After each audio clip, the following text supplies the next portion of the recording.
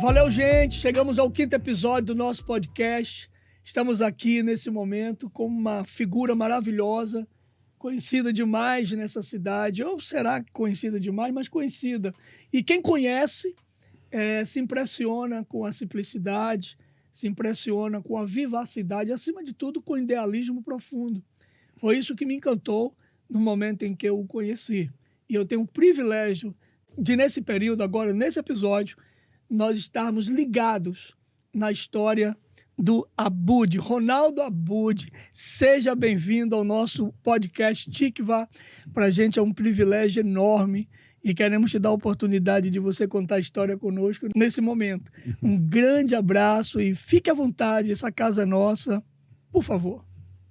Obrigado pelo convite, Mel. É sempre um prazer estar aqui com você em qualquer circunstância. Principalmente agora que a gente vai poder bater um papo aqui um pouco mais longo, né? E falar de história, e falar de esperança, e falar de coisas que a gente espera que, de fato, inspire as pessoas de alguma forma, né? Eu acabei de fazer 60 anos de idade. Pô, novo demais. Já tenho uma estrada, né? Tanto profissional como na minha vida familiar. E vamos iniciar essa conversa aí. O interessante é que a estrada, né? Toda estrada tem um começo. Sim. E o começo é aquele lugarzinho, aquela cidadezinha, ou aquela fazendinha, ou aquele cantinho onde você foi concebido. Fala um pouco desse momento lá, Ronaldo, desse nascimento, desse pai, dessa mãe, desses irmãos. Conta pra gente, se apareceu em Itabuna, você não é de Itabuna. Não, eu sou de Salvador. Depois eu fui estudar em Cruz das Almas, morei em Cruz das Almas 4 anos. Assim que eu me formei, eu vim para Itabuna em 86 para trabalhar numa empresa multinacional, logo quando eu formei. Então, mas eu sou de Salvador, né? E meu pai é de Serrinha, minha mãe de Salvador mesmo. E minha mãe teve 6 filhos, né? Naquela época era comum, gente, né? Sem televisão. Era comum. A gente morava inicialmente num bairro de Nazaré, né? Mais precisamente na Saúde, que era um bairro de classe média baixa, né? Minha mãe funcionária pública, meu pai também funcionário público. Moramos um período na casa do meu avô por questões de necessidades, né? Meu pai, na verdade, ele era carteiro, né, dos Correios e Telégrafos. E ele cresceu e virou diretor dos Correios e Telégrafos. Vixe, cara, que história linda.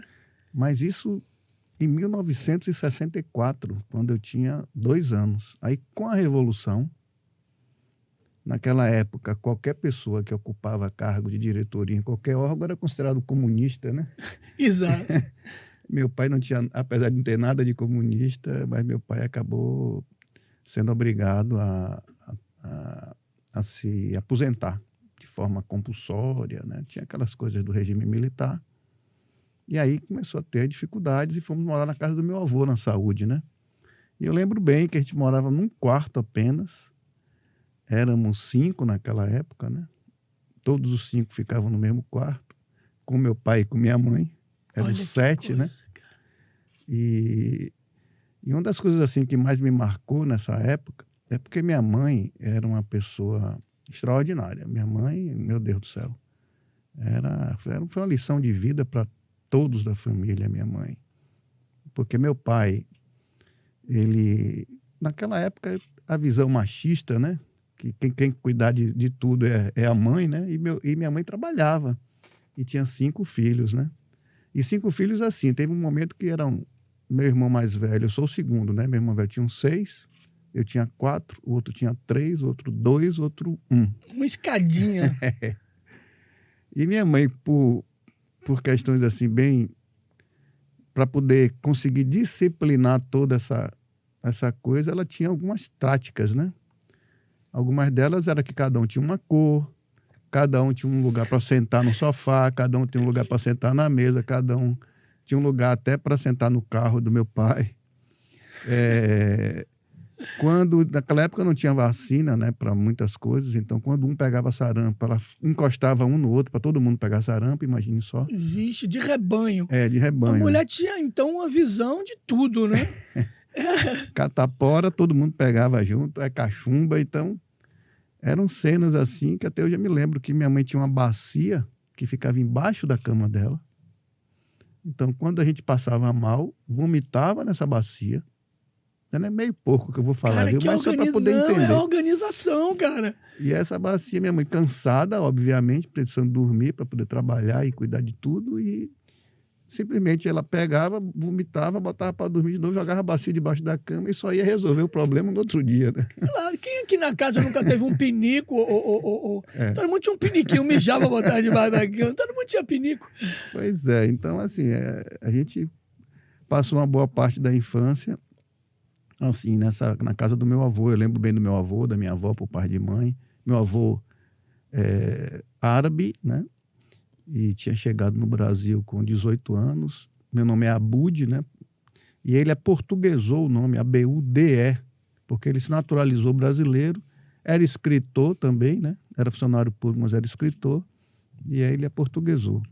Depois, assim, quando eu tinha já uns 8 anos de idade, isso foi dos 2 aos 8, minha mãe comprou um apartamento do BNH na época em Ondina.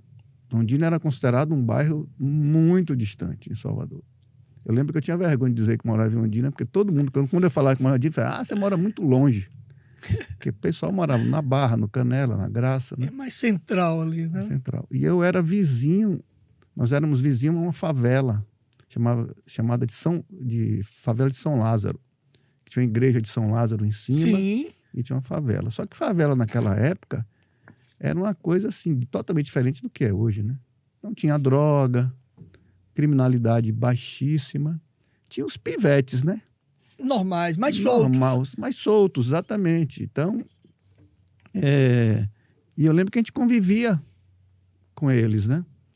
Então aí começou a vida da gente de rua, né? De futebol na rua. Mais de liberdade, né? Tinha uma praia próxima, né? Ali em Ondina. Era assim, como se o pessoal fosse passar um veraneio naquele bairro, né? Só que a gente vivia com aquilo ali, né? E eu convivi muito com o futebol em função dessa rua que eu morava, né? Desse local que eu morava. E hoje eu jogo futebol também aqui em Itabuna, né? Que eu sempre brinco com meus amigos que lá... Que o pessoal me vê hoje assim, pensa que eu não tive essa infância, né? Pensa que tudo foi bom, né? Mas aí eu brinco com eles, eu falava assim, meu time era eu, Buguelo, Carlinhos Maluco, Siriboia, Patinhas, Edinho Pré-História. Aí o pessoal dá risada. Mas é verdade, esses eram os meus amigos, Pedro Vaca, Ferreira, e aí vai, né? Então essa turma a gente convivia bem e foi uma infância assim, e uma juventude interessante, porque era muito rico, né? Você conviver com pessoas diferentes, com pessoas de... E minha mãe, ao mesmo tempo, ela se esforçava muito para dar boas escolas para a gente. Era um esforço absurdo. Várias vezes eu via minha mãe chorando, ou vendendo bijuteria para poder tentar conseguir uma complementação de renda. Você percebia isso? Percebia, de forma clara, né? Isso aí ficou muito na memória da gente. Eu converso com meus irmãos bastante sobre isso. E a gente foi estudar no Colégio Antônio Vieira, que era um colégio assim... Referência. Né? Um colégio... E aí minha mãe tentava bolsa de estudos para outro, porque eram muitos filhos e aquela confusão. Mas o esforço sempre foi em duas coisas: esporte e escola. E assim a gente, né, eu tive uma formação muito forte. Eu fui atleta de natação também nesse mesmo período. Atleta mesmo, de competir. Fui campeão baiano, campeão norte-nordeste. Sério, rapaz? Olha, o seu currículo um currículo de golfinho, né? Exatamente. Eu fazia capoeira porque meu pai foi mestre de capoeira. Meu pai gostava muito de luta, de boxe, de tudo isso. Então a gente sempre fazia luta também, era natação, era futebol e escola. Era uma vida muito agitada, vamos dizer assim, né? Mas também de luta, né? Outra coisa que eu brinco muito com meus amigos é que ele fala assim, você parece almofadinha hoje e tal. Eu falei, não, rapaz, mas naquela época a gente tinha berruga, pano branco, impinge, bicho de pé. Sarna. É verdade. E mentira sua. Mas era verdade. A gente tinha... Então eu fui assim, moleque de rua mesmo. Mas ao mesmo tempo a gente estudava. Minha mãe era muito exigente com os estudos, então... E nisso a gente tinha uma coisa importante. Meu pai tinha uma programação também pra gente, né? E ele dizia o seguinte, com 18 anos você não recebe nem mesada. E faculdade não tem plano B, é pública. Você tinha quantos anos quando você ouvia isso dele? 15, 14. Já preparando você para uma independência. Ele já me preparava para dizer, se vire, você vai ter que se virar, com 18 anos. Então a gente não tinha plano B, era fazer faculdade pública e, por conta do esforço que eles tinham com relação aos estudos, né, na época do ginásio e o colégio, né? E então não tinha outro plano, não. Então era mesada zero e faculdade pública. Vocês vão ter comida e um lugar para dormir. E assim a gente foi se preparando para isso, né? E meu irmão mais velho, eu tinha uma tia que era professora de português, ela era freira, e por conta disso que a gente conseguia ter algumas regalias para entrar no Colégio Antônio Vieira. Minha tia era professora de português do Colégio Antônio Vieira, e ela na época estava se aposentando e dava muita aula particular de português. Aí ela falava assim para a gente, estude matemática, porque quando você fizer 18 anos, seu pai não vai lhe dar dinheiro, eu vou transferir meus alunos, eu vou indicar meus alunos de português para que vocês ensinem matemática. Vocês não podem ensinar português, não vai virar concorrente minha. Fazendo banca ali. Fazendo banca, porque banca dava dava para a gente se manter só com banca. Então, meu irmão mais velho começou fazendo isso, fazia faculdade, dava banca de matemática. E aí aconteceu a mesma coisa comigo, aconteceu a mesma coisa com o Roberto, o Rogério, todos eles tinham essa possibilidade de poder fazer a faculdade e se manter da forma que meu pai tinha planejado para todo mundo, né? E eu fui assim, durante todo o meu curso de agronomia, eu dei aula ou em cursinho pré-vestibular em Cruz das Almas, onde eu morei, e quando eu voltava para Salvador, no fim de semana, geralmente eu pegava matéria de segunda a quinta, porque a Universidade Federal tem essa possibilidade, né? De você estudar de manhã e de tarde para poder... Acelerar? Não para acelerar, mas para você concentrar de segunda a quinta. Ok. Para poder eu começar a dar aula às bancas de matemática a partir de quinta à noite. Então eu dava aula quinta à noite, sexta de manhã, de tarde, de noite, sábado de manhã, de tarde, de noite, domingo dava aula. E aí voltava para Cruz das Almas de novo, para estudar. Então foi assim um período. Mas aí, no terceiro ano de faculdade, né, eu tinha uma namorada e ela engravidou. No meu terceiro ano de faculdade. Na época, não sei se na época, porque obviamente hoje também tem muito, mas talvez na minha época era praticamente a única opção quando acontecia de alguém engravidar um namorado, que era o aborto. Sim. E eu vi muito esse filme. Muito. Lá em Salvador era muito.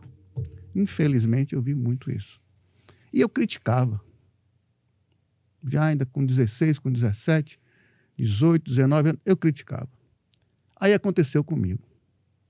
Quando aconteceu comigo, que eu recebi aquela carga de responsabilidade, eu comecei a refletir, e conversava com a minha namorada, e aí eu falei, você não vai abortar. Porque senão eu vou ir de encontro com as coisas que eu briguei, que eu defendia. Então, se eu defendia isso, apesar de toda a carga de responsabilidade que naquela época, eu com 20 anos de idade, Ainda estudando, ainda tendo... estudando, Sem estrutura nenhuma. nenhuma, não tinha estrutura de nada. Aí eu falei assim, não vai. Vamos conversar com seu pai. Aí eu fui enfrentar o pai dela, enfrentamos, casei, aluguei apartamento, intensifiquei minhas aulas de... Porque meu pai, problema seu. Intensifiquei muito o trabalho e parei com muita coisa que eu ainda fazia. Eu ia para carnaval, eu ia para uma festa, eu ia todas as coisas que um jovem daquele período de vida fazia. E abdiquei de tudo. Então, carnaval para mim era para vender cerveja, festa era para vender cerveja, faculdade eu vendia caneta, continuei com minhas bancas, eu dava quinta de noite, sexta, sábado, domingo, todo dia até a noite, até meia-noite eu dava aula particular. Era uma aula particular, eu tinha bons alunos, assim, do ponto de vista econômico, e eu passei essa fase, né? Então, hoje, assim, eu tenho uma filha que nasceu, né? Como é que foi esse período? Como é que foi esse período? Conciliar faculdade, né? Preparo com paternidade, com casamento, com essa novidade, com esse não planejamento. Hoje eu já percebo que você assim é muito estrategicamente bem planejadinho, você é todo planilhadinho, gosta muito de como é que dá o nome, de formulários, mas ali não teve um planejamento. Não. Veio de uma consequência, de um relacionamento, de um namoro, e veio um bebê. Como é que foi conciliar tudo isso naquele período? Então, como eu falei, né? No início foi um choque, né? Terrível, né? De realidade e uma tomada de decisão, né? Eu muito jovem, né? Ter que tomar aquela decisão e assumir tudo isso. Mas foi uma experiência, assim, que eu digo que valeu a pena, sabe? Acho que tudo na vida vale a pena. E não era fácil. Eu tinha alguns acordos com minha esposa. Então, por exemplo, eu que lavava fralda, porque a gente não tinha negócio de fralda descartável, né? Verdade. Então, e nem máquina de lavar. Não tinha condição, não tinha. Então, eu lavava as fraldas, ela fazia outras coisas, e aí eu sustentava, porque ela não trabalhava, porque ela ficava com a minha filha e estava estudando ainda também. Então, tinha um apoio dos meus pais, né, de minha mãe, dos pais dela, e ficava com minha filha, e aquela coisa de família, né, que todo mundo tem que chegar junto também. E, sim, foi uma experiência, né, e foi assim, uma forma de você buscar coragem e energia e força para enfrentar aquela realidade, né? E o amor, né, que você tem pela filha quando nasce também. Aquilo ali é uma coisa... Mudou muito. É uma coisa fantástica, a força, né? Toda vez que pergunto sobre os meus filhos, eu falo assim, se meus filhos, né? Porque filho tem despesa, né? Todo Sim, mundo fala isso, né? Sim. Filho tem despesa. No meu caso, se não fossem meus filhos, eu não tinha... Lucrado. Não tinha nada que eu tenho hoje, não. Perfeito. Não tinha. Absolutamente eu não tinha. Não fosse Lorena, Lucas, principalmente no início ali, ó. Eu não tinha. Eles é quem me deram muita força, energia e vontade. Olhava e dizia, eu tenho que acordar para ver esses meninos. Bem, agora me impressionou você falar de ter estudado em escola pública.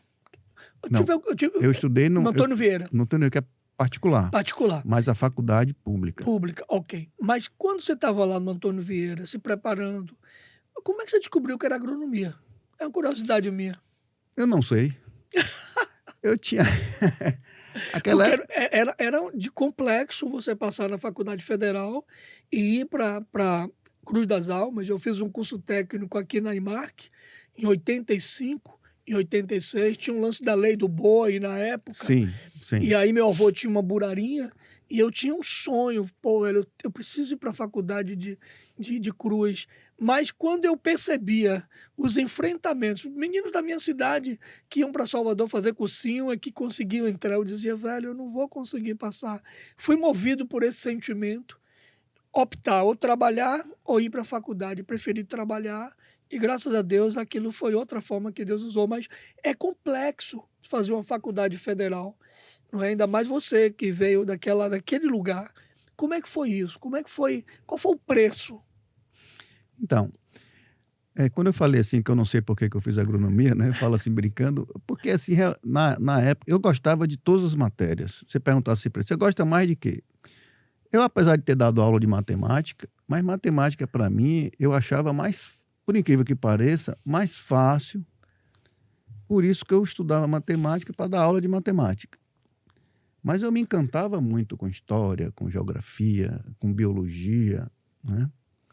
Eu gostava de todas as matérias. Então, quando a gente fazia aqueles testes de aptidão, para quem tinha dúvida do que queria, né? Aí disseram, você deve estar entre área 1 e 2. E como o curso de agronomia tinha o nome Engenharia Agronômica, né? E estava na área 2, não estava na área 1. A área 1 era exatas, né? E a área 2, ciências biológicas, medicina e tal. E a agronomia estava lá, com veterinária, etc. E aí foi assim que surgiu, para mim, pela primeira vez, assim, ó, a possibilidade de engenharia agronômica. E aí, 3 colegas meus, coincidentemente, estavam na mesma situação e falaram assim, olha, então vamos fazer agronomia. Aí juntou os 4, fez, não, na verdade 3, porque o outro era de outra turma, e fez assim, não, vamos fazer agronomia então. Foi bem assim mesmo, não tinha... Foi uma das coisas também que não foi planejada, né? Talvez eu tenha decidido com 3 meses antes da inscrição do vestibular, fizemos agronomia.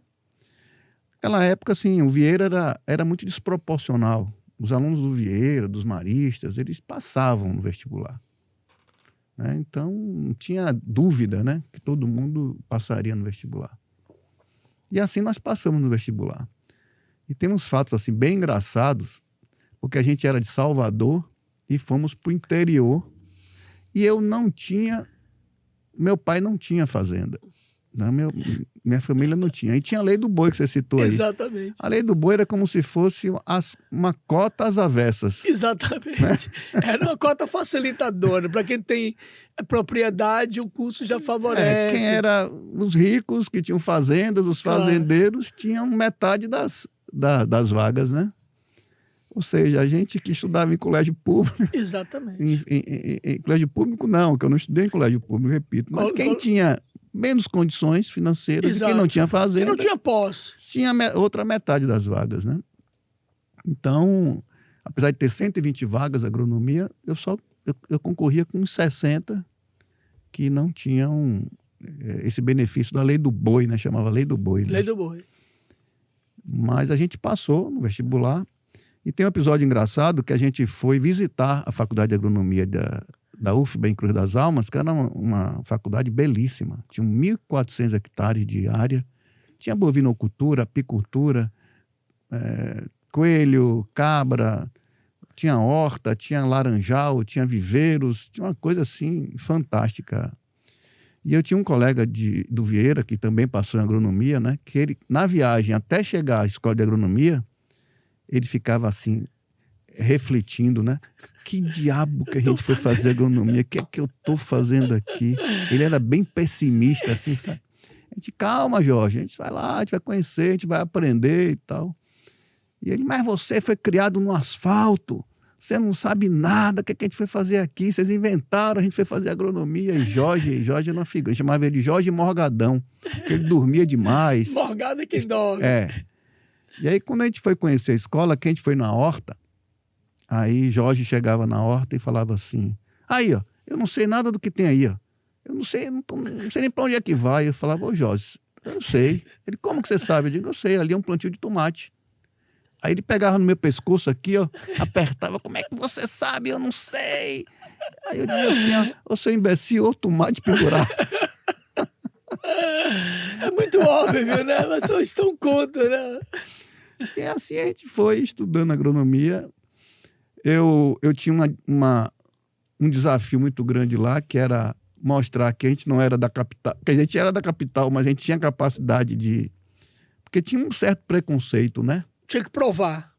Tipo assim, esse cara é da capital, como é que ele tá querendo aqui, tá no meio rural e tal, né? Eu fui criado em roça, eu fui criado não sei o quê. Não tem fazenda, não tem nada. Não tem fazenda, então você tinha que estudar.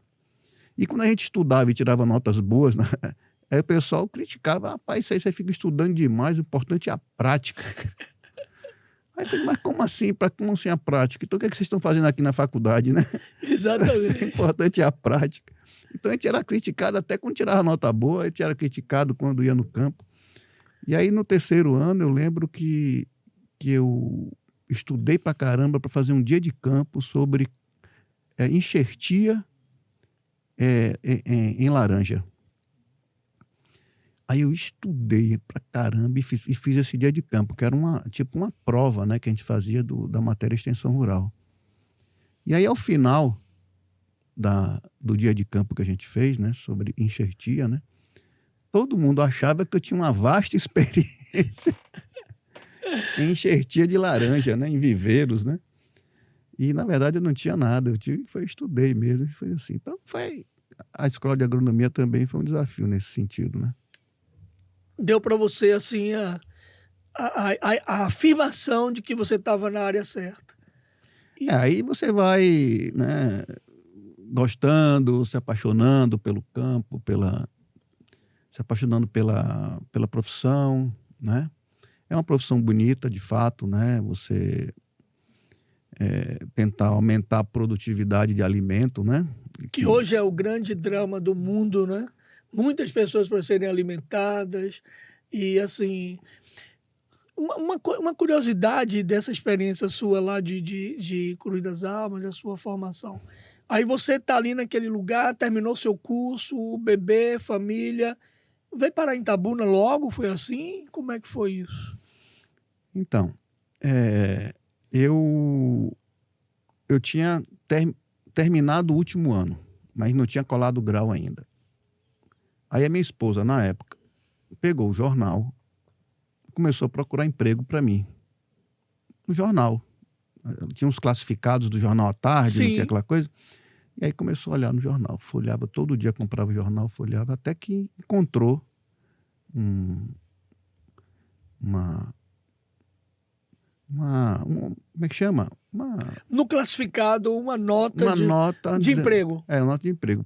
Empresa multinacional contrata agrônomo para morar em Itabuna. Então foi assim, eu não conhecia Itabuna. Colocou o nome lá para... E aí, mandar currículo para o endereço tal. Eu falei, eu não tinha o currículo, o meu currículo tinha o currículo da academia só, Claro. né? Da faculdade, mas eu não tinha... Ah, sim, eu minto, eu conheci Itabuna 6 meses antes, eu fiz um estágio na CEPLAC. Foi isso mesmo, eu fiz um estágio na CEPLAC e, por coincidência, viu essa nota no jornal. Oh, Jesuicidência, né? Não existe esse troço. Vem antes, depois recebe um convite e bate naquele lugar. É Jesuicidência. Pois é. E aí eu mandei o currículo, né? Recebi uma ligação, pediram que eu fosse para Itabuna, eu vim para Itabuna. E aí a pessoa que me entrevistou disse que tinham 16 candidatos, mas que só tinha uma vaga.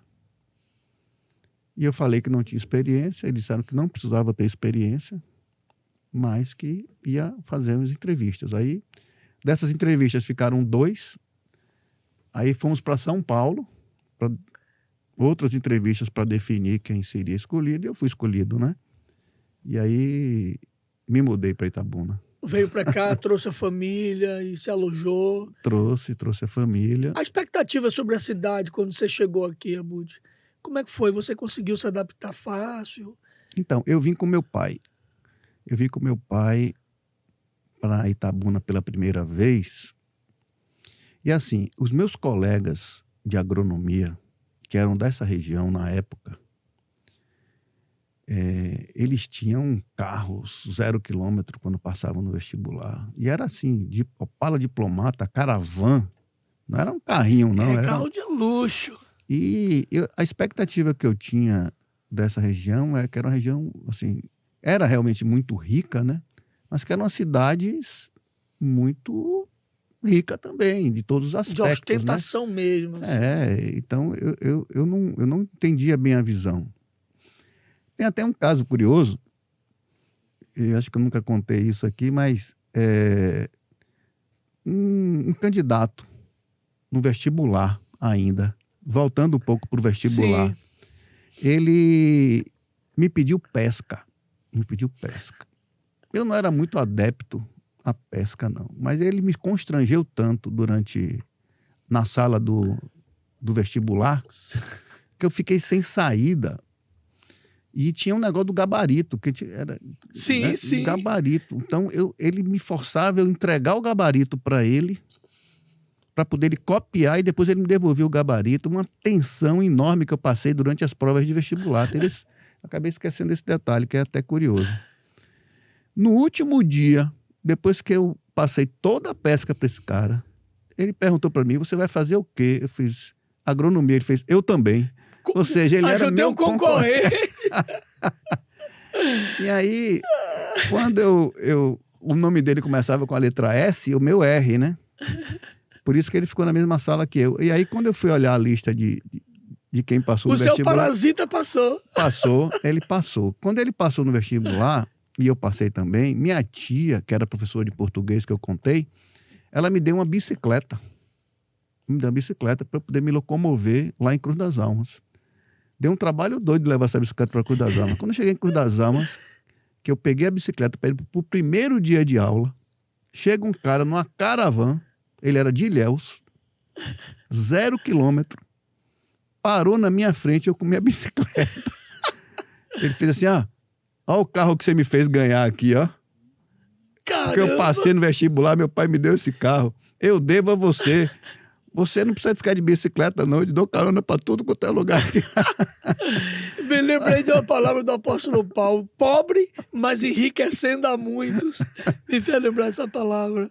Mas foi assim, foi uma coisa curiosa, porque quando eu vi ele com aquela caravana, para mim era uma coisa tão assim, não sei, tão absurda. Tão distante. Tão distante, porque passou no vestibular, ganhava uma caravana, era um dos carros mais caros, ou o mais caro que tinha no mercado na época. Eu fiquei olhando assim, meu Deus do céu. Pois é, então, quando eu vi a primeira vez para Itabuna, aqui eu vim com meu pai, eu passei ali pela rodoviária, eu tomei um susto. Quando eu vi Itabuna. Eu não sei se você lembra, mas ali onde tem um posto hoje, que tem uma farmácia indiana ali, Sim, tinha um lixão ali, né? Tinha um centro comercial e tinha um lixão. E eu fiquei muito decepcionado com a cidade. E o primeiro apartamento que eu fui morar em Itabuna foi no São Caetano. E eu estava tão desesperado para conseguir apartamento, porque todos os lugares que eu vi, em 86, quando eu cheguei, foi o ano recorde de safra de cacau. Era uma riqueza tão grande que tinha aqui na região que não tinha apartamento para alugar. Não tinha. Eu procurava apartamento, procurava e não achava. Até que eu achei um São Caetano, um prédio novo, construído pelo filho de Teodoro Rico. Eu lembro disso. Teodoro é o dono do Marabá, parece. Isso. O filho dele, Carlinhos. Um dos filhos dele foi meu colega na IMARC. Pois é. Aí eles têm um apartamento tal e tal e tal, porque tudo que eu via, quando eu encontrava, era 50% do meu salário. Esse era 25% do meu salário. Eu falei: não contei conversa. É esse que eu quero. Eu não olhei o apartamento, não fui ver e fechei contrato do apartamento. E aí veio minha esposa com minha filha, com 1 ano de idade, né? E minha mãe veio ajudar também. Eu tinha um colchão, um fogão daquele de 2 bocas, aquele botijãozinho, não tinha? Sim. Eu tinha aquele ali, não tinha TV, tinha uma geladeira que meu amigo de Cruz das Almas me deu, uma geladeira usada, e poucas coisas. E minha mãe falou assim: quando a gente chegou, eu vou subir no apartamento para ver como é que tá, para ajudar a limpar, enquanto você está aqui pegando o caminhão para organizar o colchão, o fogão, essas coisas, né? Quando eu subi, minha mãe estava com a mão na cabeça assim, ó. e quase chorando. Falei, o que aconteceu, minha mãe? Ele fez, você já olhou aqui a janela do seu apartamento? Tá dando para um esgoto. Eu digo, que esgoto? Para o canal. O canal de São Caetano. O canal de São Caetano. Isso há 36 anos atrás, Mel. 36 anos atrás. Aí eu falei, minha mãe, que besteira, eu já morei em lugar muito pior, em Cruz das Almas, morei no pensionato lá chamado Detilhão, que virou Cortiço Detilhão. Isso aqui para mim é um luxo. Que problema de janela, tá ligado? Mas foi o primeiro apartamento que eu fui morar. Uma vez eu lembro que eu completei 25 anos em Itabuna, e a primeira página do jornal Região, ainda tinha jornal Região, falava da foto, tinha uma foto na capa falando do canal de São Caetano, com a feira funcionando ali, né? E na época eu fiz uma reflexão, meu Deus do céu, 25 anos depois... Continua o mesmo esgoto, no mesmo lugarzinho, sem tratamento nenhum. E agora se passaram mais 11 anos, são 36 anos. Continua no mesmo lugar. No mesmo lugar, na mesma coisa. Então são coisas assim que, quando eu cheguei em Itabuna, que me marcou, né? E aí depois ver toda a história da vassoura de bruxa, e a coisa realmente aí foi... E você ainda na empresa? Então, aí eu trabalhei nessa empresa durante 9 anos. Foi uma outra escola para mim, sem dúvida nenhuma. Eu fazia uma região antes aqui, Itabuna, Vitória da Conquista. Trabalhei em Guanambi com algodão, em plantio de algodão. Depois eu fui supervisor Nordeste, viajei o Nordeste todo. Então foi uma experiência, né? Fui me estruturando também, e foi uma experiência interessante também. Aí nasceu os projetos mais estáveis, tipo empresa, constituir a Rural Química. Não, módulo rural. Módulo rural, perdão, estou fazendo propaganda errada. Módulo rural. Não tem problema, as pessoas confundem mesmo. O módulo rural nasceu desse processo? Então, aí a módulo rural, eu lembro que eu li um livro de Laí Ribeiro. E esse livro, que hoje todo mundo até faz chacota desse livro, né? Um livro de autoajuda, não sei o quê, coisas... Mas que na época não existia muito isso, né? Então o pessoal critica, mas de Laí Ribeiro surgiram muitas... Totalmente. Coisas. Nasceu muita coisa. Nasceu muita coisa. Eu até estava mostrando para meu filho a minha agenda de 1992. Eu abri minha empresa em 95. 93, desculpe, a minha agenda é de 93. Eu mostrando na minha agenda as frases que eu retirei desse livro, né? E mostrando para ele, porque agora ele está escolhendo a profissão dele, né? O mais novo.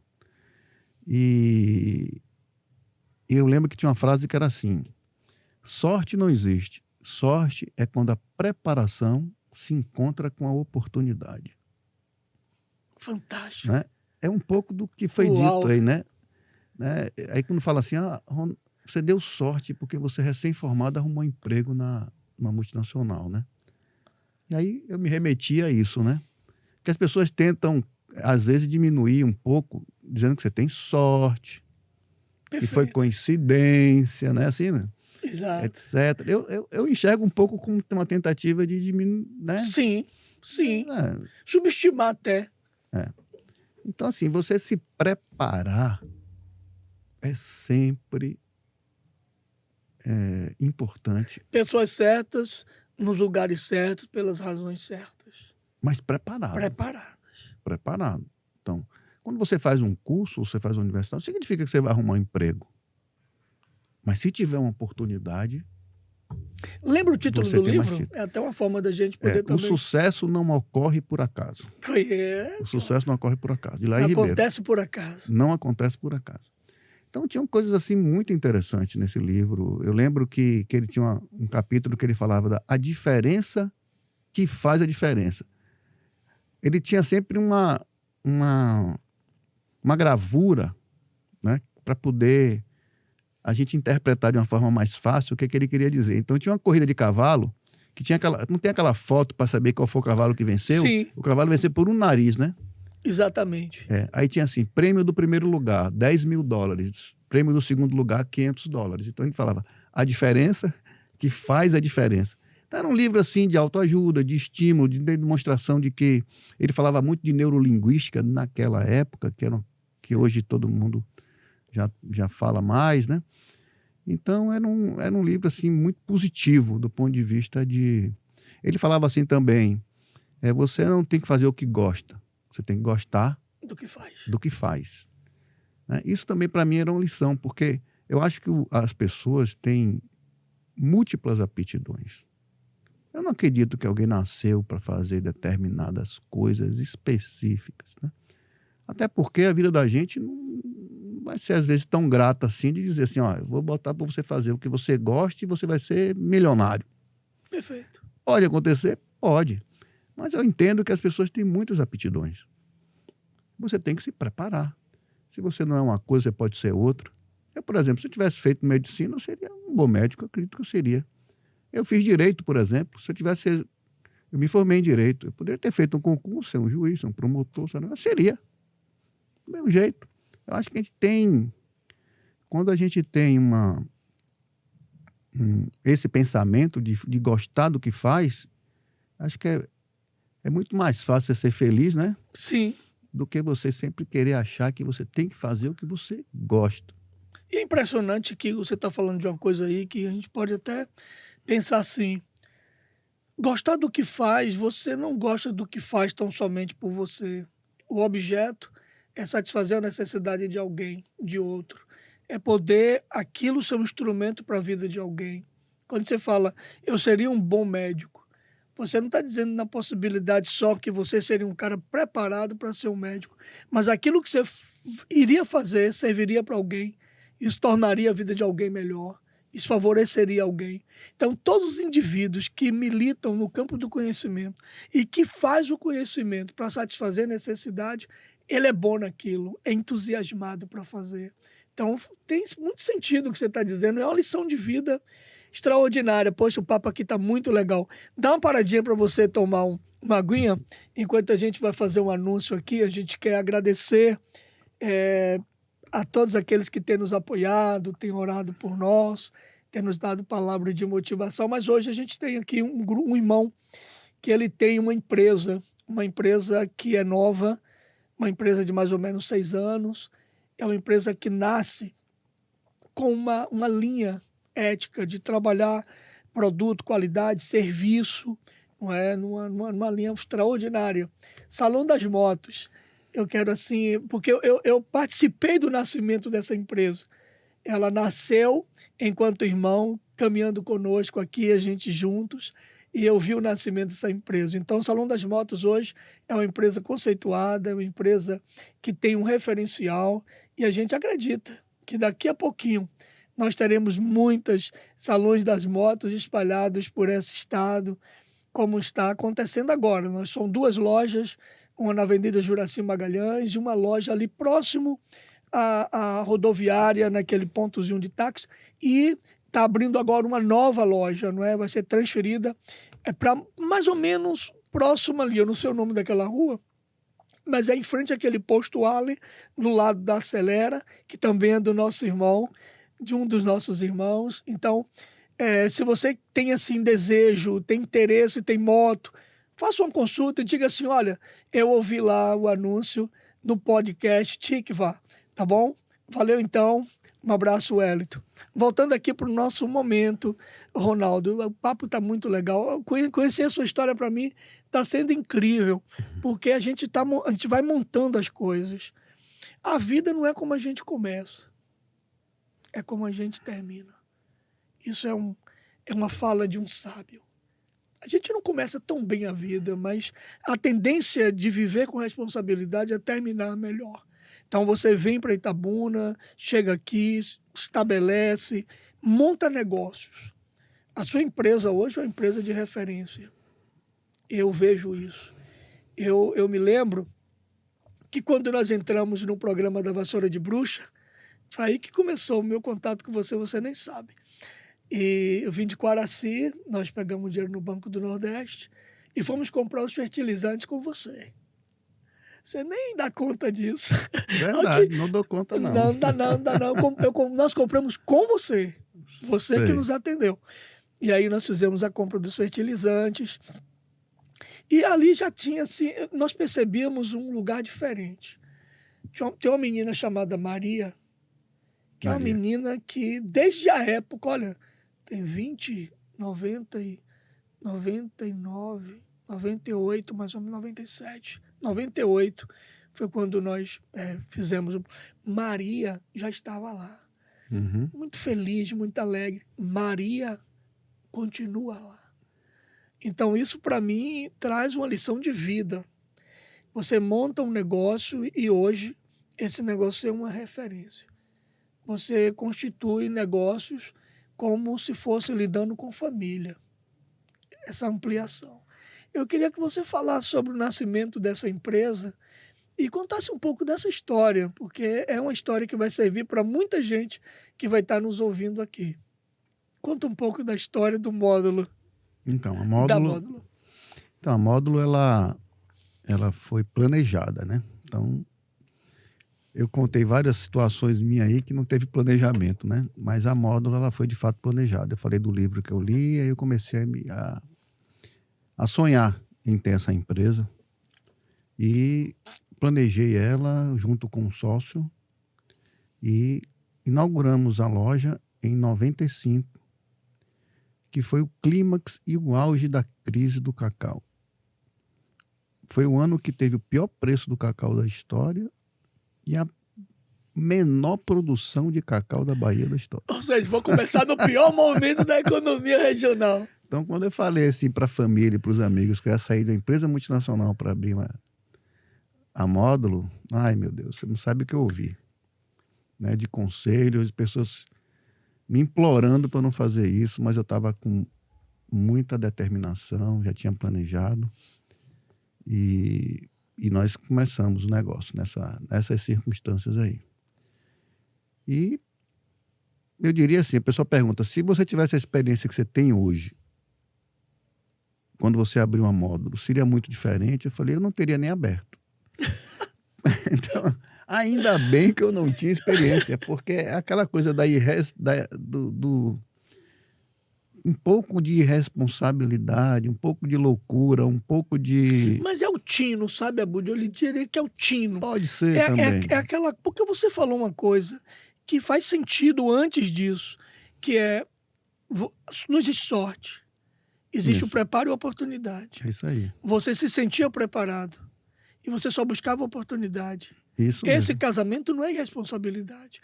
Olha para onde sua mente estava caminhando para um livro, que não era um livro só de autoajuda. Era um livro que afirmava determinados valores adormecidos em você. E você disse, não, é possível. Então isso é um instinto, é um arrojo, é algo pessoal. É. E era para aquele tempo. A gente Sim. fica pensando, poxa, mas hoje tem outro nível de criatividade, que não é mais aquele. Mas quando eu falo isso, eu falo assim, porque empresariar, vamos chamar assim, é uma loucura. Exige um preparo que eu não tinha, entende o que eu falo? Então, é porque eu não tinha essa noção. Eu pensava que era fácil, entendeu?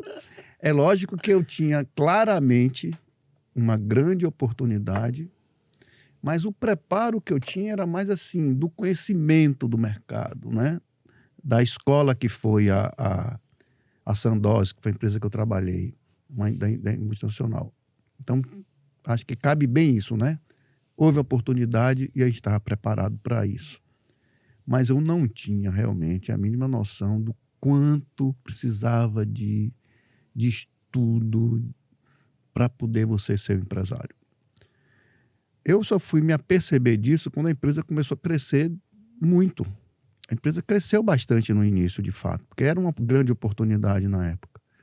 Nós abrimos filial no mesmo ano em Vitória da Conquista, em Eunápolis, então foi um furacão, assim, sabe? Um negócio que, tipo, quando você acerta na veia, né? Mas aí a empresa cresceu de forma desorganizada, a empresa cresceu e eu estava muito sujeito, né, a ter um problema lá na frente, né? O risco era muito alto. Eu estava com risco grande daquele crescimento. Eu lembro que um ex-colega meu de Sandoz, que foi gerente nacional da empresa, chegou para mim um dia e falou assim, ó, Vou lhe dar um conselho. Esqueça que você é agrônomo e comece a estudar gestão.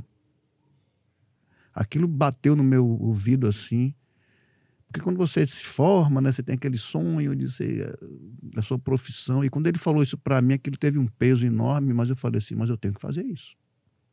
Eu tenho que fazer. E em 2005, eu estou falando já de 10 anos depois da empresa, eu fui atrás de consultoria, eu fui atrás de pessoas para me ajudar. Eu contratei minha irmã na época, que era formada em administração, tinha uma experiência, que trouxe consultoria para a empresa e tal. Até que uma consultoria que eu tenho até hoje, chama Oficina de Liderança. Aquilo foi uma bênção, assim, para mim. Acho que é Baili, alguma coisa assim. Marli. Marli. A Marli, eu conheci Marli, na época a gente tinha... Você tem que ter visão, missão, valores da sua empresa, tem que ter propósito, tem que ter isso, ter aquilo. Achei aquilo maravilhoso.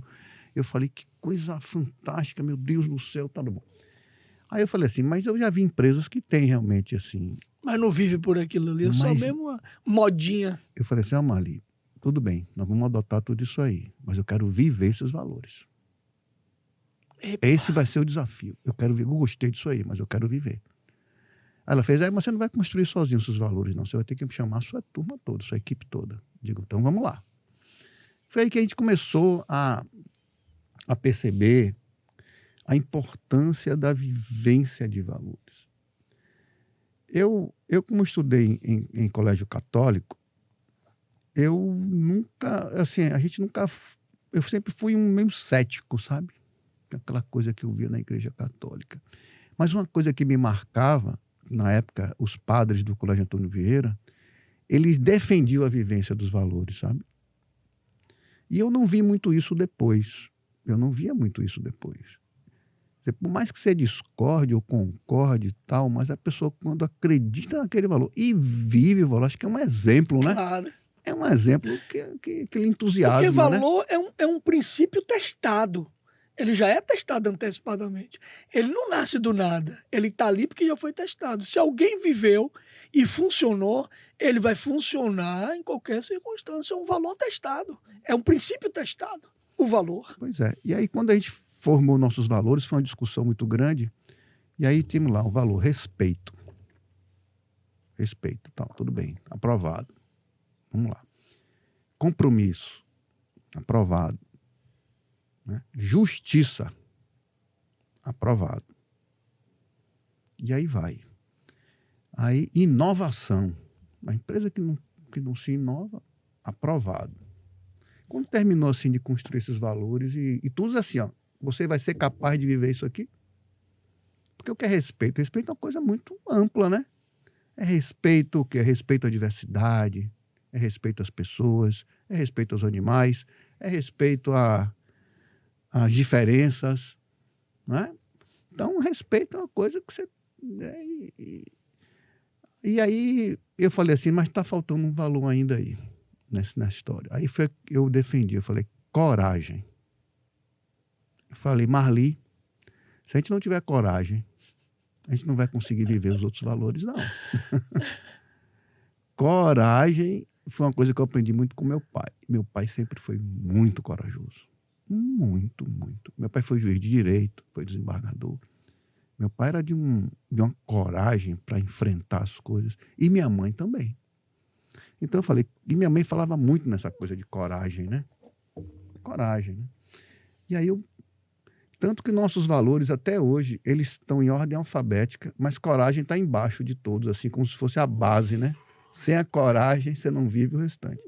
E aí começamos a construir. Avaliação de desempenho, baseado nos valores. As competências, como é que você faz para ter competência para viver o valor respeito? São essas e essas e essas. Então você vai ser avaliado, todos são avaliados, né, baseados nos valores. Nosso treinamento de vendas que nós construímos foi um mix do que eu aprendi na Sandóis e um pouco do que eu já tinha de aprendizado é chamado vendas por solução. Se você não viveu valores, você não consegue vender solução. E a gente provava isso no treinamento. Verdade é um outro valor nosso. Então, tem que falar a verdade. Tem que falar a verdade. Tem que respeitar. Tem que ser justo. Tem que ser um tempo onde correr. É o tempo inteiro, né? Honestidade, outro valor. Eu falei, então, tem que ser honesto. E honestidade é uma coisa que eu sempre falo assim, ó, depois que eu comecei a trabalhar isso na empresa, minha empresa, eu diria que hoje eu tenho uma cultura organizacional dentro da minha empresa que me orgulha muito. Como você falou de Maria, né? Todas as pessoas da linha de frente ali têm mais de 20 anos comigo. O Caixa, Marcelo, Maria, Hugo e Gil. São os 4 que estão ali. Todos têm mais de 20 anos comigo. Porque a gente começa a ver que... Eu fui presidente da Associação Comercial e eu convivi muito com empresários que falavam assim, ó, gente não tem jeito, gente não presta. É sempre aquela coisa de dizer de gente... Como se ele fosse um ser estranho. Ele também é gente. Pois é. E eu nunca aceitei isso. Eu falava, mas espera aí.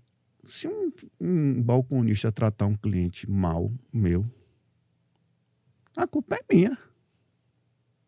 A culpa é sua. Se o seu... Não, mas a gente não tem... Como que não tem jeito? Você treina ele, você faz seleção, você faz ele viver valores. Estimula. Você estimula, você motiva. Então, como assim que gente não tem jeito? Claro que gente tem jeito. Tem jeito. Tem jeito, sim.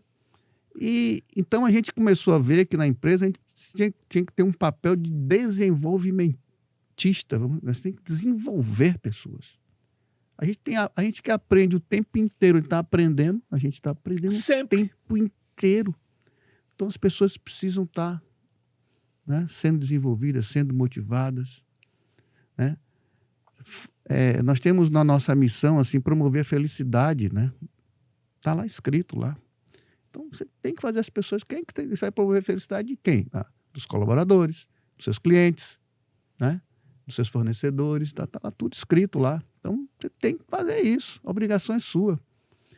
E aí, com o passar do tempo, Mel, a gente teve que introduzir alguns conceitos dentro da empresa, porque a gente tinha dificuldade de viver valores. Não é fácil, não. Todos temos dificuldade de viver valores. Não é? Nós temos aquela hora que a gente se pega não vivendo um valor aqui, outro ali, ou porque mentiu, ou porque não respeitou, ou porque não teve compromisso. Perfeito. Ou vai porque relaxando. ou porque não foi justo. Perfeito. Não é isso?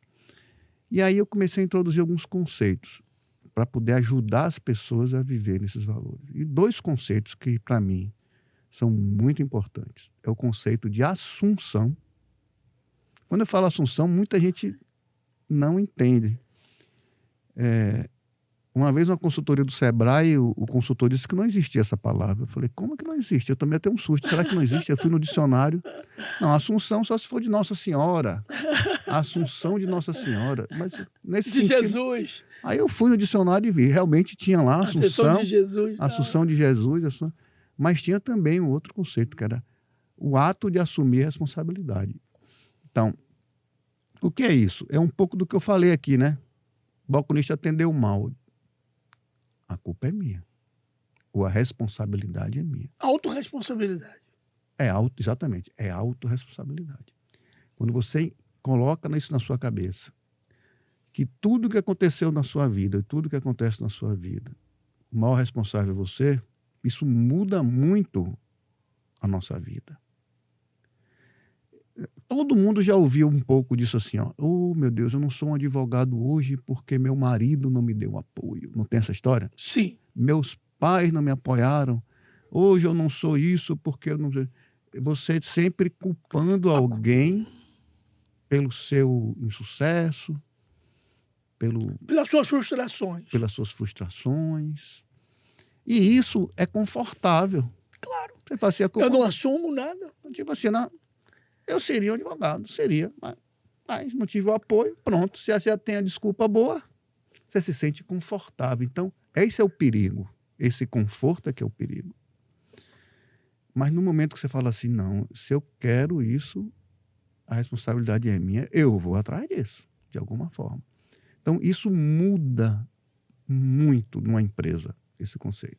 E o outro conceito é empatia. E eu descobri que dá para você desenvolver e trabalhar a empatia. Né? É você se colocar no lugar do outro, na perspectiva do outro.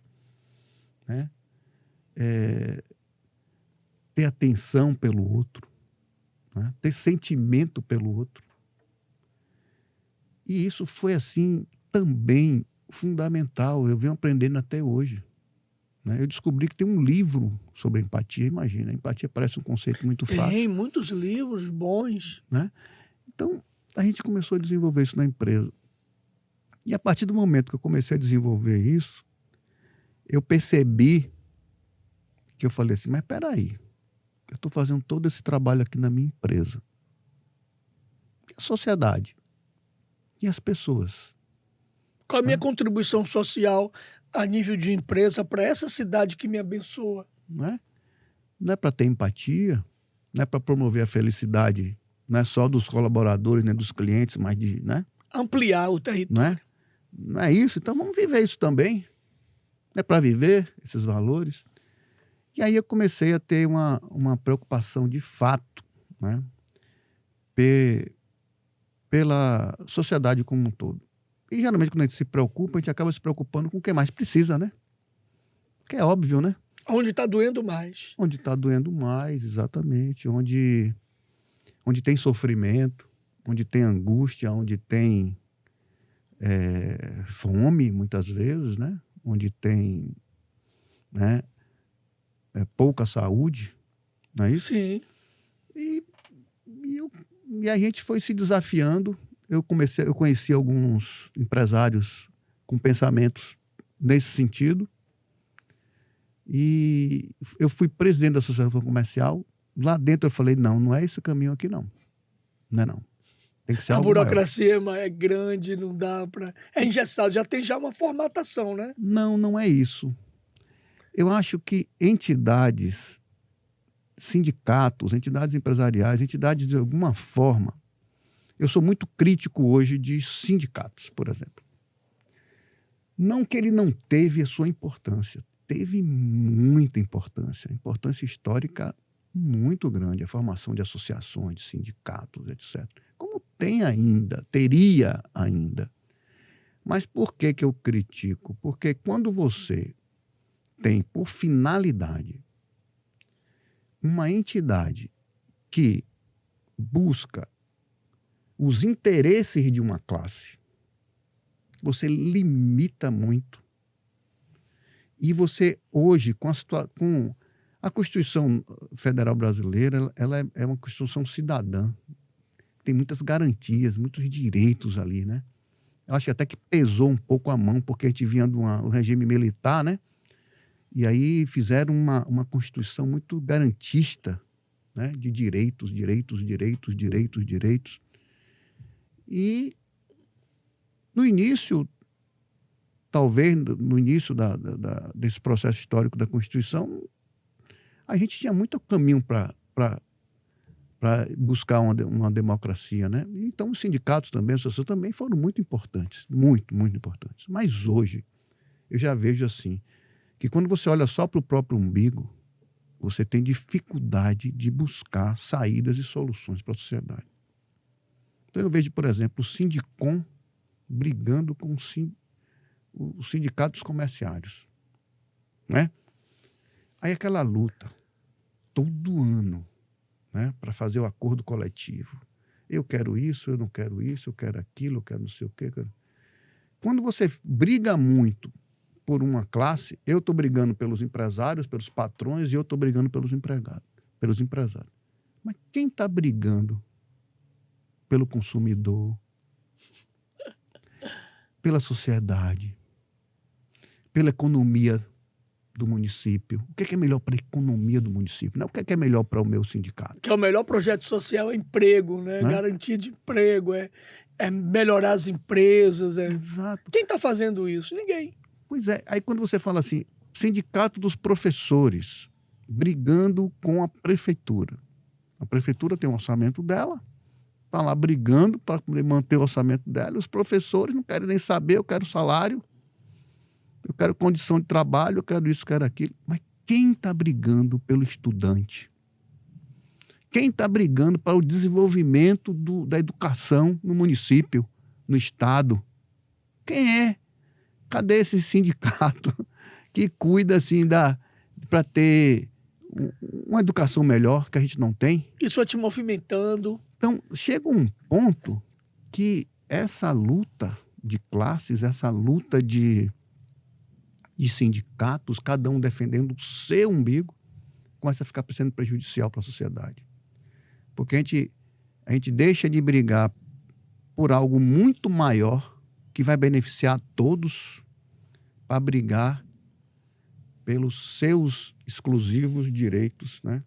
De suas classes. Das suas classes, né? Então, essa luta, hoje eu não vejo mais sentido.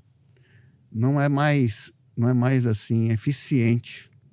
Não tem eficácia, na verdade. Não tem eficácia para a sociedade. Tanto não tem, que essas brigas todas que nós estamos acompanhando aí, né? O comércio do centro da cidade, cada dia que passa, vem definhando mais. As nossas escolas vêm se acabando, as escolas públicas, né? Aí, a realidade está aí para a gente ver, né? Exato. E aí eu pensei assim, não, nós precisamos pensar dentro desse contexto, nós precisamos pensar em como a gente vai buscar saídas que realmente resolvam o problema das pessoas. E aí formamos a nossa ONG, que é o Sul do Bahia em Ação, que é exatamente uma ONG que busca o desenvolvimento sustentável da região. Ponto. A gente precisa parar para pensar, não assim, o que é melhor para mim, empresário. Não. Observe que eu não estou criticando só o sindicato dos trabalhadores, não. Estou criticando também o sindicato dos empregadores. Dos empregadores. Né? Porque hoje é uma insanidade o que tem acontecido nessa briga de sindicatos, sabe? Uma insanidade completa. Se você vê as brigas que tem no WhatsApp, brigas nas redes sociais, uma insanidade, todo mundo olhando para o próprio umbigo, o tempo inteiro. E aí a nossa ONG é exatamente isso, a gente está buscando saídas, soluções para resolver o problema dessas pessoas. É um trabalho voluntário, é um trabalho de pessoas muito ocupadas, mas que se empenham em fazer isso. Então, assim, hoje eu diria assim, que eu estou numa fase onde eu consegui criar uma cultura organizacional interessante da minha empresa. Eu tenho, assim, uma coisa muito forte dentro de mim, que hoje é provar para as pessoas, para a sociedade, que ser honesto vale a pena. Ponto. Isso aí. Ser honesto vale a pena. Ser generoso vale a pena. Ser empático Praticar vale esses valores pena. vale a pena. Vale muito a pena. Assim, quando você faz uma coisa boa, é tão bom para os outros quanto para você. É uma coisa incrível isso. A Bíblia chama isso de a lei do semeio. Aquilo que o homem semear, isso ele vai ceifar, ele vai colher. A gente vai semeando e a gente vai colhendo. Aí a Bíblia diz, quem semeia nas coisas carnais, nas coisas da natureza do homem natural, vai colher aquelas coisas. Mas quem semeia nas coisas do Espírito, aqueles que provêm de Deus, que são esses valores que são supra-humanos, vai colher também da parte de Deus. Isso é extraordinário. Mas esse movimento que você está dizendo aí, nasceu também de um sentimento de gratidão, eu imagino, de você perceber o quanto Deus te deu, o quanto você, no seu esforço, conquistou, porque sua empresa já estava estabilizada, sua vida estabilizada. Você já não era mais aquele menino que morava na casa do seu avô, todo mundo dentro de um quartinho. Pelo contrário, seus espaços, sua tenda ficou bem alargada. Obviamente, alguém poderia parar e dizer assim, não, já conquistei aqui, vou curtir minha vida, me aposentar, vou dar umas viajadas por aí, são domingos, vou ali nas ilhas do Caribe, curtir minha vida. E aí você vê a inspiração, mas eu imagino, a tua casa te mobilizou muito a isso. Você tinha pai e mãe altamente comprometido com valores. Olha que coisa, né? Liga lá atrás e você hoje, nessa fase da vida que você está, você consegue. Mas como é que você consegue passar esses valores para os seus filhos? Que é uma geração diferente. Estão vivendo um tempo diferente, de motivações diferentes. Mas como é que você consegue hoje passar esses valores que você recebeu para os seus filhos. Como é que tem sido isso? Eu diria que de duas formas, basicamente. Primeiro, com conversas, né? Com cases, mas principalmente pelo exemplo. Acho que o exemplo é uma coisa incrível, né? E a gente tem o tempo inteiro assim, oportunidades de mostrar, através do exemplo, né? O que vale a pena você viver esses valores, né? Eu tenho, assim, filhos de diferentes idades, né? Então, tenho meus 2 mais velhos, já são adultos. Eu tenho uma filha que é médica, eu tenho outro que é jornalista, está estudando gestão, está trabalhando comigo. Eu tenho um terceiro que é formado em administração. E tem um mais novo agora, com 16 anos, que está fazendo o ITA, né? Eita! Esse é o mais novo. Esse é o que eu converso com todos, né? Eu converso com todos eles, porque é importante isso, mas o exemplo, como eu falei, ele é fundamental. Dificilmente você, aquela coisa de faço o que eu faço, mas faço o que Faço eu o que eu mando, digo, mas não faço o que eu eu faço. eu Não nunca, funciona. não funciona. Não funciona. Não funciona mesmo. Não A funciona palavra mesmo. convence, mas o exemplo arrasta. Eu já ouvi essa frase, é isso aí. É exatamente isso. É porque você mostra na prática, né? Você mostra na prática. Uma vez aconteceu assim, você tem a vida da gente dá muitas oportunidades de você estar, né, dando esses exemplos. Mas, por exemplo, já aconteceu comigo de um garçom chegar numa churrascaria e trazer uma conta a menor do que eu consumi. E aí eu falei para um filho meu na época, eu falei assim, chama o garçom porque a conta está errada. Não, pai, não está errado não, está errada, veio a menor. Ele fez, deixa para lá, meu pai. Eu falei, não. Oportunidade de Como dar o assim exemplo. deixa para lá? Não. Como é que eu vou prejudicar a churrascaria? Por que eu tenho que fazer isso? Então, assim, são oportunidades que a vida lhe dá para que você dê um bom exemplo, né? E isso marca. Porque meu pai me marcou muitas vezes, minha mãe me marcou muitas vezes nas atitudes deles, não na conversa só, né?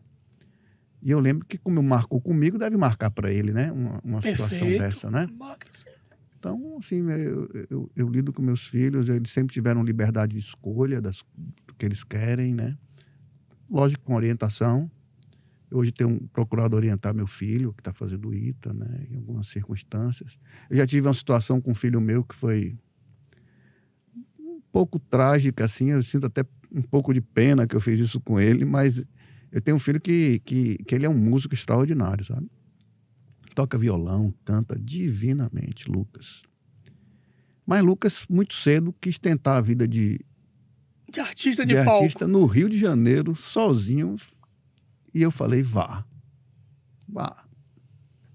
E ele foi morar ele chegou a morar num quarto aqueles quartos de empregada que tem nos apartamentos pequenos, né? Sim. Que não cabia nem o violão dele.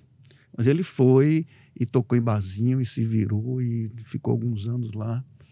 Mas uma certa vez ele, depois de ter quebrado um pouco a cara, porque não deve ser fácil mesmo, né? Não, né? Nunca é. E eu estive lá no Rio para conversar com ele já estava na dúvida se continuava com aquilo. Ele disse que às vezes não se sentia bem como artista, mas gostava de conviver com a música de outras formas, empresariando, por exemplo, etc, etc. E estava na dúvida de fazer uma faculdade ainda naquela época, né? Aí ele falou assim, e minha filha fazia medicina em Teresópolis. Aí ele falou para mim, meu pai, se você fosse eu, você fazia o quê? Aí eu falei, se eu fosse você? Tá, então vamos lá. Eu ia fazer medicina, ia morar com minha irmã, lá em Teresópolis. Aí eu ficava perto da minha irmã, fazendo medicina. Aí ele se zangou comigo, né? Porque Lorena faz medicina, eu tenho que fazer também, não sei o quê. Aí eu falei, bem, me diga uma coisa. Você quer trabalhar com música, tá? Você vai ser feliz sendo músico, frustrado, sem dinheiro, mas mesmo assim vai ser feliz, tocando em barzinho. Seja sincero, você vai ser feliz assim? Ele fez, não. Aí eu falei para ele, você vai me desculpar, meu amigo. Você adora música, mas você adora dinheiro também, viu? Foi meio duro assim, sabe? Porque você falar que a pessoa gosta de dinheiro, né? Não quer Perfeito. Dinheiro tem que ser sempre uma consequência, né? Assim? Perfeito. Mas naquele momento, eu acho que eu senti assim, a necessidade de pontuar isso para ele, sabe? E mostrar para eles que, por exemplo, eu adoro futebol. Eu jogo futebol. Mas eu tenho minha profissão. Né? Claro, perfeito. É uma forma de eu tentar protegê-lo, inclusive, de uma situação de que eu falei, peraí, o que é que você gosta mesmo? Não é? E esse desafio, assim, fez com que talvez ele... Aí ele foi estudar jornalismo, ele sempre leu muito, sempre foi muito culto, leia demais, aí fez jornalismo, foi um curso bom. Hoje ele está trabalhando comigo. Eu tive um momento, há uns 3 anos atrás, eu nem conversei sobre ele com isso, mas eu tive um momento, assim, de dificuldade psicológica, vamos falar assim, né? Passei por um momento difícil, minha esposa me ajudou muito, muito, muito. Uma boa psicóloga. Minha esposa Luciana me ajudou bastante. E me deu uma coisa assim na telha de eu ligar para Lucas, e ele estava no Rio ainda, para vir me ajudar na empresa. Perguntei para ele, liguei para ele, perguntei se tinha vontade. Resumindo, com uma semana o Lucas estava aqui e eu não esperava, e nem ele esperava que ele viesse com tanta assim, facilidade. Porque ele chegou a me contar assim, meu pai, quando eu pensava em um dia sair do Rio de Janeiro e voltar para Itabuna, ia ser um trauma para mim. Ele fez, não. Foi uma coisa assim que ele pegou o carro, veio numa maior tranquilidade. E ele não entendia por que isso, mas ele estava indo. E eu não falei para ele nada, que eu estava naquele momento, precisando de ajuda e tal. Mas ele veio. Hoje, Lucas, ele está estudando, já fez um MBA, está fazendo outro MBA na USP, está me ajudando bastante, está na empresa, está lá. Né? Eu passei por essa fase e tal, e estou aqui de novo e falei, e ele está trabalhando comigo. Então, são coisas assim também que acontecem que a gente não tem explicação. Sim. Mas que... Então, quando eu dei aquele exemplo de falar assim para ele, você gosta da música, mas você gosta do dinheiro. Você precisa sobreviver. É reflexivo. Sim. Né? Para qualquer pessoa. De Perfeito. Você precisa sobreviver. Né? Suas decisões têm que caminhar em cima daquilo que você gosta, mas daquilo que te sustenta também. Então, por exemplo, isso vale para qualquer pessoa, porque, por exemplo, eu estou trabalhando uma coisa que eu não gosto, tal, mas está lhe dando conforto, você gosta de conforto, você tem seu salário, né? Então, você gosta também disso, né? Então, tem que buscar mostrar assim, não, meu trabalho me dá esse conforto. Perfeito. Então, de uma certa forma, eu gosto, sim, do que eu estou fazendo, de alguma forma. Perfeito. Da mesma forma que eu faço muita coisa da minha empresa que eu não gosto, mas tem que fazer. Faz parte do modo operandi do negócio. Mas tem que fazer, tem que ter coragem, né? Perfeito. Aí que entra o valor coragem, não, vamos fazer. Vamos encarar essa bronca aí, esse BO, né, que o pessoal chama, vamos encarar e vamos para lá e vamos para frente, porque vem outras coisas boas também. Então essa coisa eu passo para meus filhos assim de uma forma sempre, às vezes chocando, às vezes dando exemplo, às vezes conversando, às vezes mostrando. E é uma forma que eu tenho. Eu acho que eu tenho 4 filhos assim, que eu tenho muito orgulho de todos os 4, né? Da Lorena, de Lucas, de Léo, que terminou um curso de administração, né? Léo, eu falava, tem que perseguir um curso superior aí e tal. Ele quis, num momento, parar e voltar. Não, bora. E aí ele conseguiu, né? Foi um grande feito para ele. E agora o Luan, né? Luan que está aí, né? Começando a vida. Perfeito. Sua vida é uma vida de sucesso. Porque eu imagino que a vida de sucesso, sabe, Abud, não é uma vida de conquistas onde a conta bancária está sempre positiva. Não. A vida de sucesso é uma vida que você percebe que o maior investimento são as pessoas que estão à tua volta e elas são regadas pela tua vida. Sejam amigos, sejam familiares. A sua vida faz com que aquela terra onde eles estão pisando ao teu redor, eles cresçam também. Isso é uma vida de sucesso. É uma vida que impulsiona. É uma vida que torna as pessoas esperançosas. Ouvindo a sua história, vendo de onde você veio e aonde Deus te colocou hoje, é algo assim extraordinário. algo que você pode parar e dizer: minha vida está dando certo, ela está dando certo. Então, a gente fica muito feliz com tudo isso que a gente está degustando aqui nessa noite. Conhecer você e dar oportunidade a esses ouvintes, né, a conhecer também você, é uma oportunidade maravilhosa para nós. Queremos dar essa paradinha para falar dos nossos apoios, né? Nós estamos tendo apoio de empresários, irmãos, pessoas que têm nos ajudado. E hoje a gente tem, assim, a oportunidade de falar do Salão das Motos, que é uma empresa maravilhosa, é uma empresa que traz para a gente, assim, muita segurança, porque trabalha com muito respeito pelo cliente e na área de motos.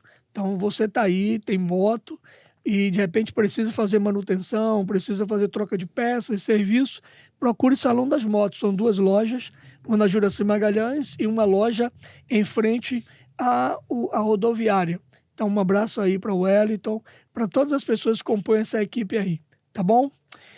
Gente, chegamos ao fim.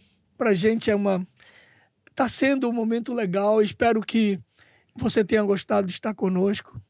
É diferente porque aqui a gente vai ser menos técnico e mais vida. E é legal quando a gente fala da vida da gente, porque é algo real. Alguém vai lhe encontrar na rua e não vai te olhar como empresário, vai te olhar como uma pessoa que tem história, que tem nascedouro, que tem a origem, mas que tem o esforço. E fica impregnado aqui em nós agora, coragem. E nós teremos nesse momento a oportunidade, dando a você, para que possa falar para o nosso ouvinte, para aquele que vai assistir esse podcast, esse momento tão incrível, deixa uma mensagem para eles, deixa uma palavra para eles. Esse é o seu momento. Bom, em primeiro lugar, para mim foi muito rico, né, estar aqui, poder ter esse bate-papo. Eu nunca tive essa oportunidade de falar assim, em pouco tempo, né, porque a história da gente é longa, e poder falar desde a minha época da infância, né, até os dias de hoje. Então foi muito rico essa experiência aqui com você, Pastor Mel. E, bom, uma mensagem que eu podia passar para as pessoas, assim, nosso tema aqui é esperança, né? E eu acho que a esperança é uma coisa extraordinária. E nós devemos ter, sim, esperança. Esperança porque a gente ouve muito falar que tem muita gente ruim, né? A gente fala assim, né? O ser humano não tem jeito. Né? Da mesma forma que os meus colegas empresários falavam que gente não tem jeito, mas ser humano não tem jeito, é corrupto mesmo, é isso, é aquilo, não tem. A humanidade está assim, está assado. Mas eu encaro de uma forma um pouco diferente. Com a experiência que eu tenho hoje de vida, eu diria que tem muita gente boa no mundo. Legal. Muita gente boa. A diferença está, talvez, aí na coragem dessas pessoas boas de se manifestarem, de se posicionar na sociedade. Muitos atos que parecem pequenos têm efeitos e consequências muito grandes. Então acreditem nisso. Pessoas boas precisam se manifestar, precisam lutar para que o mundo fique melhor. Sejam mais esperançosos nesse sentido. E vocês vão ver o quanto um simples ato é capaz de modificar muita coisa. Eu não queria muito tocar nesse assunto hoje, não, mas eu acho que eu vou tocar. Talvez tenha um pouco de política aqui envolvida, mas eu vou falar, que eu acho que é um exemplo extraordinário. Eu soube que a Câmara de Vereadores está entregando uma espécie de comenda, né, para um ex-secretário de saúde do estado da Bahia. Essa pessoa vai receber o título de cidadão itabunense, ele vai ser nosso conterrâneo. E essa pessoa, esse ex-secretário, ele foi exonerado pelo governador do estado da Bahia por um ato de misoginia que ele cometeu. Ele se dirigia a um restaurante que ficava na Ilha dos Frades. A Capitania dos Portos proibiu as embarcações naquele momento de atravessar para essa ilha, porque o mar estava muito perigoso, estava ventando, chovendo. E ela, dona desse restaurante, foi obrigada a fechar o restaurante, porque ninguém poderia chegar até lá. Mas esse secretário conseguiu chegar. Por ser secretário, talvez. E numa conversa de WhatsApp, ele ficou indignado, porque ele tinha uma reserva e o restaurante estava fechado. E nesse episódio, ele teve uma conversa pelo WhatsApp com a dona do restaurante e, irritado, a chamou de vagabunda. Uma mulher negra, empresária, ser chamada de vagabunda por um secretário de saúde. Imagina o que não passou na cabeça dessa pessoa. Ao mesmo tempo, vindo de uma pessoa com um certo poder, né? Uma pessoa de confiança do governador do estado, um secretário de estado. Mas ela teve a coragem e a dignidade de fazer uma carta aberta à sociedade, denunciando aquela situação. Fez os prints, denunciou. E muita gente poderia dizer assim, não vai dar em nada, não faça isso não. Mas esse ato de coragem, esse ato de cidadania dessa mulher chamada Angelute Figueiredo, fez com que o governador, de uma forma quase que sem saída, exonerasse o secretário do cargo. E aquilo serviu de exemplo para outras mulheres, né, que sofrem esse tipo de assédio, né? Assédio moral. De abuso. Né? E de abuso. Então, essa pessoa do bem, essa pessoa boa, ela não foi só boa nem do bem, ela teve a coragem. Ela brigou, ela deu exemplo e teve consequências. Isso é o que é o melhor de tudo. E essa pessoa agora vai receber o título de cidadão itabunense. E aí eu sei que tem pessoas de coragem aqui em Itabuna, mulheres de coragem, que vão buscar repudiar esse ato. E eu trouxe isso aqui, né, como uma forma de mostrar que nós podemos agir, sim. Que esses atos são atos que, não só de coragem, mas de cidadania, transformam a nossa sociedade. Né? Ela chegou a dizer na carta que ela estava com a intenção de mudar o mundo com aquele ato dela. E certamente ela deu uma grande contribuição. Então, pessoas do bem, tenham coragem, reajam, tenham esperança, porque um conjunto de vários atos pode causar uma grande transformação na nossa sociedade. E é por isso que eu tenho esperança e é por isso que eu estou aqui, pastor. Que legal. Poxa, já encerramos o nosso momento, um momento extraordinário. A gente acredita que, de alguma maneira, você vai capturar algumas falas e isso pode tornar a sua vida bem melhor. São as histórias que mudam a vida, que mudam o mundo. E você não vai se esquecer. A esperança não desaponta, porquanto o amor de Deus está derramado em nosso coração pelo Espírito Santo que nos foi dado. Abud, valeu. Deus abençoe sua vida, sua casa, sua família, seus empreendimentos. A gente acredita que isso aqui vai somar muito para a vida das pessoas. Para os nossos ouvintes, um grande abraço e que Deus os abençoe.